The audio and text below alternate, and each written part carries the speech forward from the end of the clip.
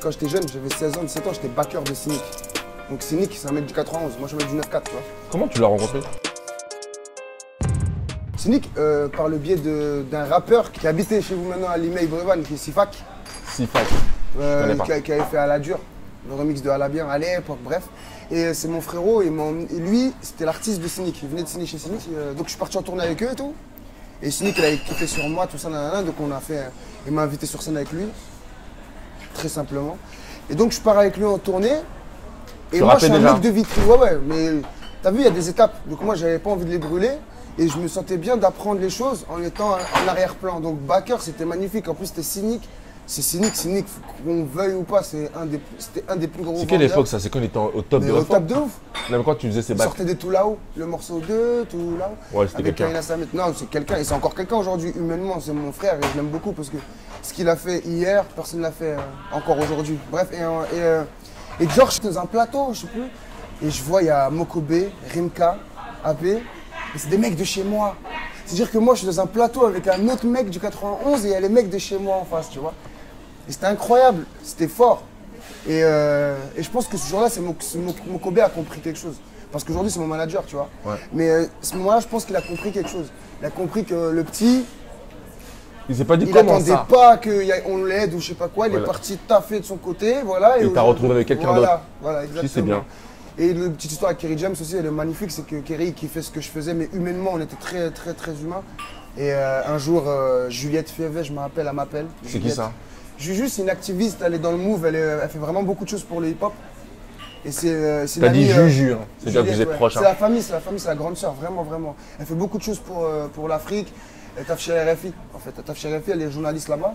Et Juju, elle m'appelle et elle me dit bon, Kerry James veut que tu fasses sa première partie. Ok, où? Bercy. T'as fait la première partie de Kerry James à Bercy? À Bercy. Ah, c'était incroyable.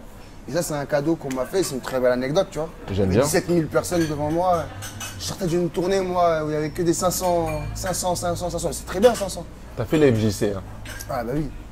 Toi aussi, tu as déjà fait ça. Bah, j'ai fait, mais j'ai joué dans des caves. Et on peut parler du succès. T'as connu le succès? Ouais, je l'ai connu. Tu l'as encore le buzz?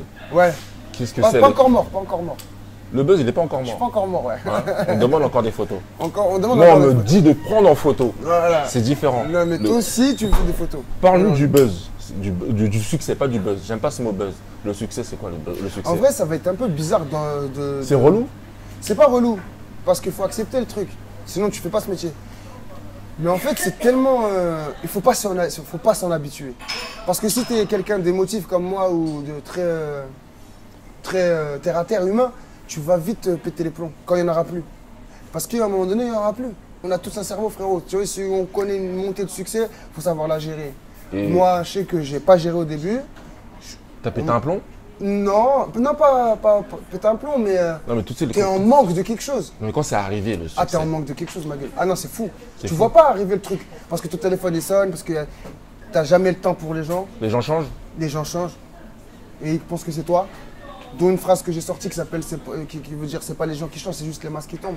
En vérité, c'est les gens qui s'idéalisent. Et c'est typiquement français, tu vois. Qui s'idéalisent un truc, tu vois. C'est comme si toi, demain, tu pétais dans un truc, on te voit. Moi, je pense que les gens qui changent, c'est les gens qui changeraient s'ils étaient à ta place. Pas forcément. Pas forcément. Je l'entends ça, en maf, t'as changé. Hein. Alors que dans mon frigo, il y a encore de la mayonnaise. Ouais, mais que de la mayonnaise. Parce que ma fille, ils ont pas les. Ils jugent par la. Encore une fois, ils jugent par la couverture. C'est-à-dire, ils voient ce que tu fais. Par donc Snap. Même pas, ouais, forcément, voilà, parce que tu fais des activités qui sont en lumière. Pourquoi on dit pas ça à un grossiste? Pourquoi on dit pas ça à des gens qui arrivent à faire de l'argent mais qu'on les voit pas? Parce qu'on ne les voit pas en lumière. Si tu sors une Lambo, là, tout de suite, tu attires la lumière, donc tout de suite, tu auras un avis sur toi. Quels son t'as fait buzzer? T'as fait péter? Ça dépend, ça dépend. Péter au grand public, c'était plus elle aime trop ça, on va dire la vérité, tu vois. Mais à l'époque, dans un son, tu dis je me suis refait avec elle aime trop ça. Ouais. Tu l'as dit parce que les gens le disent ou tu l'as dit parce que tu le penses toi-même? Non, parce que je le pense. Mais les gens le disent. Les gens le disent, bien sûr. Elle aime trop ça, il est sorti il y a combien de temps? Il y a 3 ans. Il est encore en boîte de nuit dans les clubs. Ouais.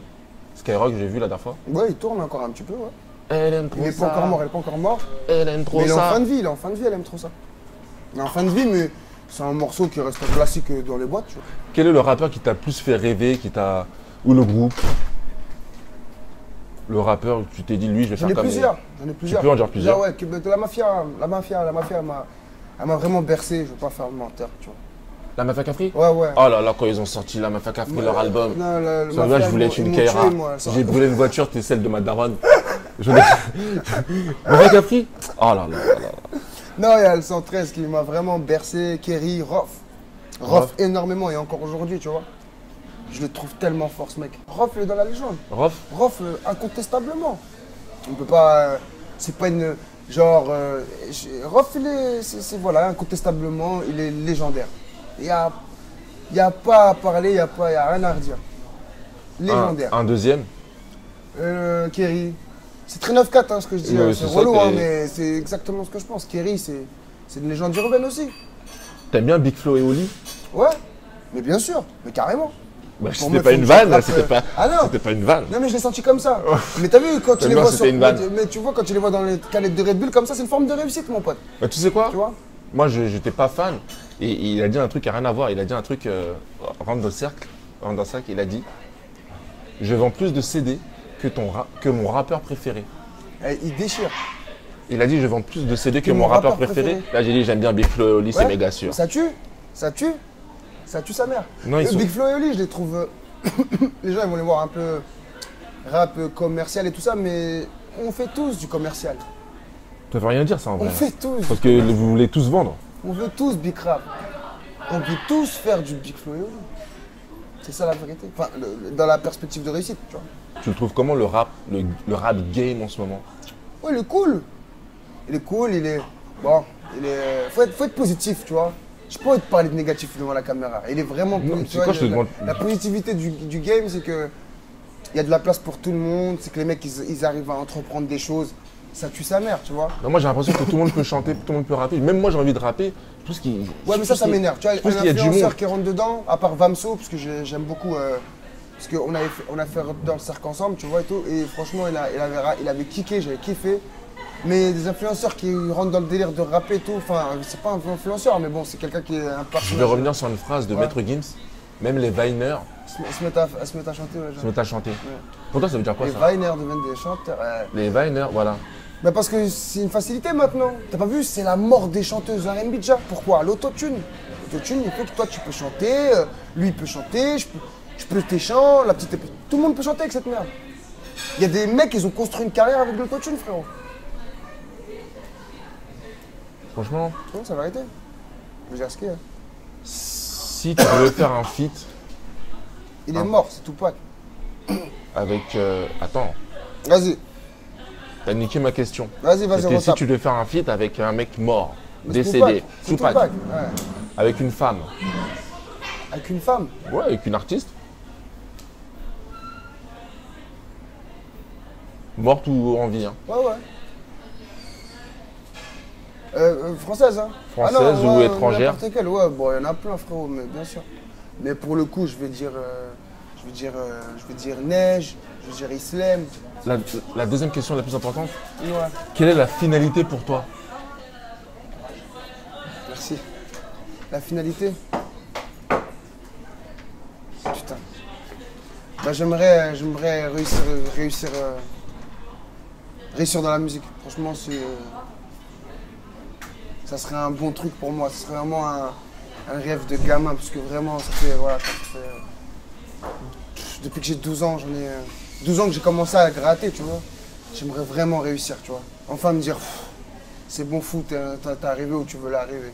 Donc où tu veux l'arriver, c'est vraiment être reconnu de tous comme des disques d'or, des disques de platine, réussir musicalement. Pas forcément la gloire comme on pourrait l'entendre, mais une gloire saine, un peu à la Soprano, que j'admire énormément aussi.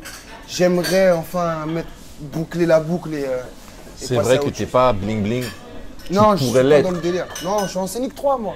Je suis en Scénic 3. Arrête, il ment. Voilà, bon. C'est dès qu'il sort de Vitry. Dès qu'il sort de Vitry, il sort le Gamos. Et à Vitry, il roule en R5. Et non, voilà, vraiment réussir dans ce truc-là. C'est comme toi, je pense qu'un one-man show, devant un Olympia, bondé, ça serait un truc, tu sais, moi, ça me fait plaisir de voir ce truc-là, parce que, par exemple, et les gens, ils oublient, et écoute-moi bien, les mecs comme Alban Ivanov, pour moi, c'est les meilleurs pour moi, un des meilleurs, tu vois. Je suis allé le voir au théâtre du 10h, il y avait 50 personnes au centre, tu vois. Et là, tout à l'heure, ou hier, Wallah que c'est vrai, hier, j'ai regardé son spectacle sur ma box. J'ai vu sur Snap. J'ai vu son spectacle sur ma box. À l'Olympia, tout ça, paf. J'ai dit putain. Là, pour lui, il est à son apogée de ce moment-là. Après, il tourne la page et passe à autre chose, tu vois. Mais là, il est à son apogée. Eh bien, j'aimerais que ça se passe comme ça pour moi et j'espère que ça se passera comme ça pour toi aussi. Et tu sais que Alban Ivanov, il a galéré. Hein. Ah, il a galéré de fou malade, ce mec. Les gens, ils oublient. Tu vois, moi, je suis allé le voir au théâtre du 10h, je m'appelle, j'étais en retard. Je suis arrivé, il m'a dit, bah alors, mes invités, ils sont en retard. Allez, tiens. Et il m'a envoyé un bouquet de magnifique, tu es très drôle. C'était quelqu'un que, voilà, que j'appréciais, que j'ai découvert dès le début, tu vois ce que je veux dire. Et à son apogée, je dis putain. Il n'y a pas que lui, hein. Il y a les Ahmed Silla qui ne pourront jamais nier. Ahmed Silla, il a mis 4 ans pour réussir. Non, Ahmed Silla, je le connais depuis qu'il est très jeune, par exemple, tu vois. Je le connais depuis qu'il est très très jeune. Et il venait dans mes concerts, qu'on faisait dans des bars à l'époque, tout ça, tu vois. On embrasse Ahmed Silla. Merci de m'avoir invité pour ta première partie. T'es un mec comme ça. Et donc, tu as vu, à ce moment-là, je lui disais, il pourrait te le dire, il ne pourra pas le nier. Je lui ai dit, toi, tu vas tout niquer. Je lui ai dit, toi, tu vas tout niquer si tu t'accroches vraiment et tout ça. Là, il sort son deuxième spectacle. Et j'ai pas eu tort. Non, il est bon. Ouais. Il est pas mal, il est pas mal. C'est la dernière question. Ouais. Quel conseil tu peux donner à ceux ou celles qui veulent réussir dans n'importe quel domaine? Avocat, rappeur, chanteur. Tu sais, c'est peut-être banal ou peut-être trop BCBG de le dire, mais je le pense. Donc si je le pense, je vais le dire. Il faut s'accrocher, on n'a rien sans rien. Le travail, vraiment, tu as vu, il y a des mecs qui sont talentueux et voilà, qui vont passer par d'autres chemins, qui vont aller plus vite, tels que Messi. Et il y a des bosseurs comme Ronaldo qui bossent tous les jours pour arriver à leur fin. C'est sûr que du jour au lendemain, tu ne deviens pas une star. Du jour au lendemain, tu ne deviens pas avocat. Du jour au lendemain, tu ne deviens pas la personne que tu voudrais être. Parce qu'on a tous des rêves. À mon avis, il faut se donner les moyens. Quand tu te donnes les moyens de quelque chose, au moins tu vas au bout. Et voilà, c'est le seul vrai conseil que je peux donner aux personnes. Tu vois, voilà.